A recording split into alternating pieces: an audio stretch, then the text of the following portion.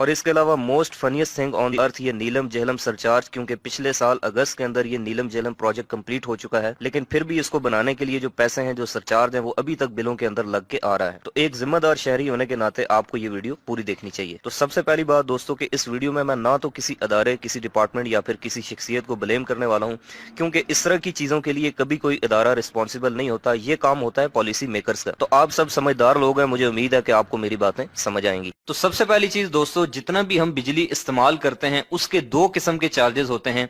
एक होते हैं गवर्नमेंट चार्जेस और दूसरे होते हैं उस सप्लाई कंपनी के चार्जेस जो कि हम तक बिजली पहुंचा रही है। तो दोस्तों, बिजली के बिल के अंदर ये जो चार्जेस का पूरा सेक्शन होता है, इसकी कैलकुलेशन को समझने के लिए सबसे पहले हमें ये पता होना चाहिए कि ये जो बिजली है ये हमारे घरों तक कैसे पहुंचती है। तो बिजली के इस पूरे सफर की 4 मंजिलें होती हैं, जिनको हम जनरेशन, ट्रांसमिशन, डिस्ट्रीब्यूशन और यूटिलाइजेशन कहते हैं। सबसे पहले जनरेशन, यानी कि बिजली पैदा कैसे होती है। तो पावर हाउसेस के अंदर, जो कि हाइडल पावर प्लांट्स भी हो सकते हैं जहां पानी से बिजली बनती है, थर्मल भी हो सकते हैं जहां पर तेल या कोयले से बिजली बनती है, इसके अलावा सोलर भी हो सकते हैं जहां पर धूप से बिजली बनती है, और विंड भी हो सकते हैं जहां पर हवा से बिजली बनती है।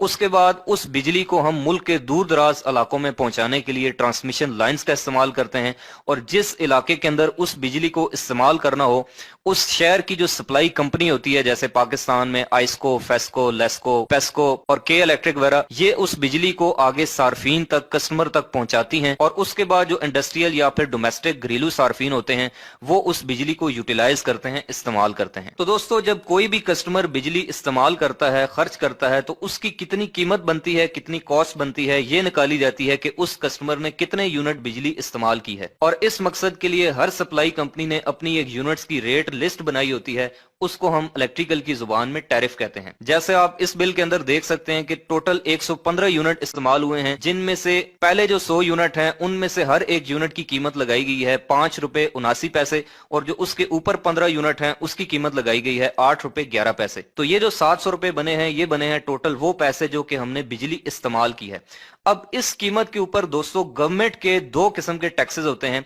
सबसे पहला टैक्स होता है ईडी, उसको लिखते हैं, और इसका मतलब होता है इलेक्ट्रिसिटी ड्यूटी, और ये होता है दोस्तों 1.5%, यानी कि जितनी भी बिजली आपने इस्तेमाल की होती है उसका 1.5% आपने गवर्नमेंट को देना होता है। और ये चीज आपके बिजली के बिल के ऊपर टॉप पर मेंशन भी होती है। अगर आप देखें तो यहाँ पर देखें ईडी और आगे नीचे लिखा हुआ है 1.5%। उसके बाद ये टेलीविजन फीस हो गई, चलें 35 रुपए, ठीक है। उसके बाद अगला जो टैक्स होता है वो होता है जीएसटी, यानी कि जनरल सेल टैक्स, और ये होता है तकरीबन वही 17 से 18%। तो 700 रुपए यानी कि जितनी हमने बिजली इस्तेमाल की उसका 18% 129 रुपए बनता है, तो ये टैक्स भी लग गया। तो ये तो हो गए दोस्तों वो चार्जेस जो कि हमने देने ही होते हैं। अब आ गई सबसे खतरनाक चीज, और यहाँ पर आप देख सकते हैं ये लिखा होता है फ्यूल प्राइस एडजस्टमेंट, जिसको हम एफपीए भी कहते हैं। इसको थोड़ा सा आपने गौर से समझना है। सबसे पहली चीज, फ्यूल का मतलब होता है दोस्तों ईंधन। वो चीज जिससे आप बिजली बना रहे हैं, यानी कि अगर आप हाइडल पावर प्लांट से बिजली ले रहे हैं तो आपका फ्यूल हो गया पानी, अगर आप सोलर से ले रहे हैं तो आपका फ्यूल हो गया धूप, अगर आप तेल से बिजली बना रहे हैं तो आपका फ्यूल तेल हो गया, अगर आप कोयले से बना रहे हैं तो आपका फ्यूल कोयला हो गया। तो रास्ते में किसी पागल से बंदे को भी रोक के पूछ लें तो वो भी आपको यही कहेगा कि जितना सस्ता फ्यूल होगा, जितना सस्ता ईंधन होगा, उतनी ही बिजली सस्ती बनेगी, जितना महंगा होगा उतनी बिजली महंगी बनेगी। अब दोस्तों, मैं यहाँ पर आपको एक छोटी सी कहानी सुनाना चाहता हूँ। आज से तकरीबन 28-29 साल पहले उस वक्त के जो पाकिस्तान के हुक्मरान थे, उन्होंने उस दौर में पाकिस्तान की बिजली की जरूरियात को मद्देनजर रखते हुए नेचुरल रिसोर्सेज से सस्ती बिजली बनाने के बजाय कुछ प्राइवेट कंपनीज को हायर किया, या फिर आप यूं कह सकते हैं कि उनको लॉन्च किया कि वो बिजली बनाएं और उसके बाद गवर्नमेंट को सेल करें, उसके पैसे गवर्नमेंट उनको पे करेगी।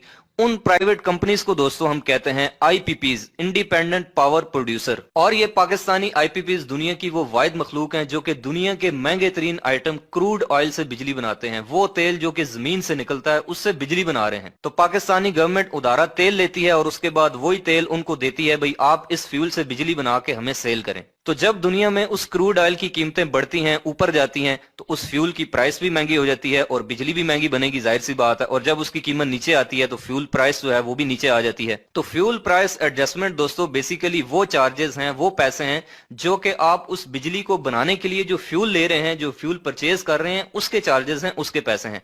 कहने का मतलब ये है कि जो बिजली आप इस्तेमाल कर रहे हैं उसके भी पैसे आप दे रहे हैं जो कि आपको देने ही पड़ेंगे, लेकिन उस बिजली को बनाने के लिए जो फ्यूल लग रहा है उसके भी पैसे आप दे रहे हैं। اس کی مثال بالکل ایسی ہی ہے جیسے میں کسی کمپنی سے 15 لاکھ روپے کی گاڑی پرچیز کروں اور وہ کمپنی مجھے یہ کہے کہ آپ نے یہ جو 15 لاکھ روپے ہیں گاڑی کے یہ تو دینے ہی دینے ہیں، لیکن اس کے ساتھ ساتھ اس گاڑی کو بنانے میں جو ٹائر لگے ہیں اس کے لیے جو ربڑ استعمال ہوئی ہے اس کے پیسے، جو اس کے اوپر پینٹ کیا گیا ہے اس کے پیسے، اور جن ورکرز نے اس گاڑی کو بنانے میں کنٹریبیوشن کی ہے ان کی تنخواہ، اور جس بلڈنگ کے اندر یہ گاڑی تیار ہوئی ہے وہاں پر بجلی کا بل بھی آیا ہوا ہے وہ بھی آپ پے کر دیں، تو آپ تو یہی کہیں گے نا کہ یہ کیا بیوقوفوں والی بات کر رہے ہو؟ تو یہاں پر بالکل ایسا ہی ہو رہا ہے کہ جو بجلی ہم استعمال کر رہے ہیں اس کے تو پیسے دے ہی رہے ہیں، لیکن اس بجلی کو بنانے کے لیے جو فیول استعمال ہو رہا ہے اس کے بھی پیسے دے رہے ہیں فیول پرائس ایڈجسٹمنٹ کی شکل میں۔ اور پوری دنیا میں اس وقت گرین انرجی سے، نیچرل ریسورسز ہیں جو انرجی کے، ان سے بجلی بنائی جا رہی ہے جو سستے ترین انرجی کے ذخائر ہیں۔ اب قدرت نے، اللہ پاک نے دوستو ہمارے پاکستان کو سارا سال کے لیے ان ساری گرین انرجی سے نوازا ہے۔ سارا سال پاکستان میں دھوپ لگتی ہے، پاکستان کے شمالی علاقہ جات میں پانی کے وسیع ذخائر ہیں جہاں پر ڈیم بن سکتے ہیں،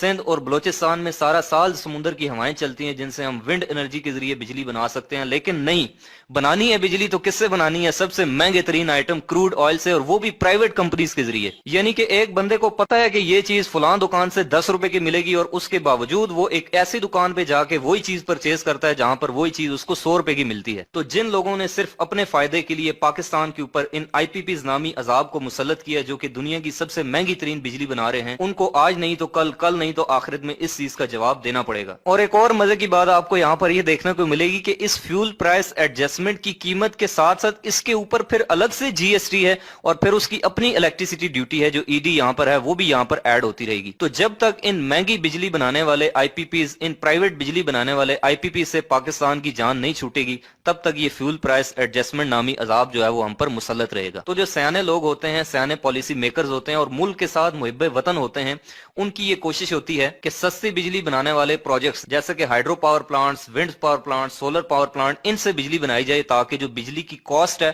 اس میں کمی آ سکے۔ اب اس کے بعد دوستو آ جائیں ایک اور مزے کی چیز کے اوپر جس کا نام ہے نیلم جہلم سرچارج۔ نیلم جہلم ہائیڈرو پاور پروجیکٹ دوستو پاکستان کا وہ واحد ہائیڈرو پاور پروجیکٹ ہے جو کہ ایک رن آف ریور پلانٹ ہے۔ Run of river hydro power plant وہ ہوتا ہے جس کے لیے کوئی بھی ڈیم بنانے کی ضرورت نہیں ہوتی، پانی کو سٹور کرنے کی ضرورت نہیں ہوتی، بس ایک چلتے ہوئے دریا کے اوپر ہی آپ ٹربائن لگا کے اس کے پریشر سے بجلی بناتے ہیں۔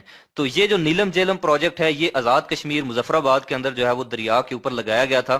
اس کی جو ٹوٹل کیپیسٹی ہے وہ ہے 969 میگا واٹ، اور ابھی بھی آپ گوگل پہ سرچ کریں گے تو آپ کو نیلم جہلم سرچارج کے بارے میں یہی دیکھنے کو ملے گا کہ it was the government strategy to raise the finances for construction of Neelum Jhelum power plant, یعنی کہ اس نیلم جہلم پاور پلانٹ کو بنانے کے لیے جتنے بھی پیسے چاہیے، پاکستان کے جتنے بھی الیکٹریکل کنزیومرز ہیں، جتنے بھی کسٹمرز ہیں، ان کا جتنا بھی بل آئے گا اس کا 1% جو ہے وہ نیلم جہلم سرچارج کی صورت میں ان کو ادا کرنا ہوگا تاکہ یہ پاور پلانٹ کمپلیٹ ہو سکے۔ لیکن مزے کی بات دوستو یہ ہے کہ پچھلے سال اپریل کے اندر اس پاور پلانٹ کا افتتاح کر دیا گیا تھا اور 14 اگست 2018 کو یہ آپریشنل بھی ہو چکا ہے، یہ چل رہا ہے، بالکل اب تیار ہو چکا ہے، لیکن پھر بھی جو ہے وہ اس کو بنانے کے لیے جو نیلم جہلم سرچارج ہے وہ ابھی تک بلوں کے اندر لگ کے آ رہا ہے، ابھی تک اس کے پیسے لیے جا رہے ہیں۔ تو اگر میری کوئی آواز سن رہا ہے تو please look into this matter, اور مجھے امید ہے کہ پاکستان کے پاور سیکٹر کے حالات انشاءاللہ آہستہ آہستہ بہتر ہوں گے۔ ہمیشہ مثبت پہلو دیکھنا چاہیے، اچھے کی امید رکھنی چاہیے، جیسے وہ شاعر کہتا ہے کہ وقت اچھا بھی آئے گا ناصر، غم نہ کر زندگی پڑی ہے ابھی۔ تو میری دعا ہے کہ اللہ پاک پاکستان کو ان محب وطن پالیسی میکر سے نوازے جو کہ اس اینگل پر بھی سوچیں اور اس کا کچھ حل نکالیں۔ تو دوستو میری آپ سب سے یہ گزارش ہے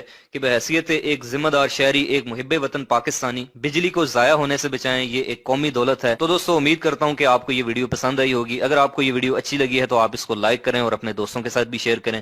اگر آپ کو کوئی چیز نہیں سمجھ آئی تو آپ کمنٹ کر کے مجھ سے پوچھ سکتے ہیں۔ الیکٹریکل سے ریلیٹڈ نالج فل ویڈیوز آئندہ بھی دیکھنا چاہتے ہیں تو آپ میرے اس یوٹیوب چینل اے جے الیکٹرک کو سبسکرائب کر کے بیل آئیکن پریس کریں۔ ملتے ہیں نیکسٹ ویڈیو میں، تب تک کے لیے اپنا اور اپنے پیاروں کا رکھیے گا بہت سا خیال۔ اللہ حافظ۔ Please subscribe channel 9 News Web TV and don't forget to click the bell icon. Thanks.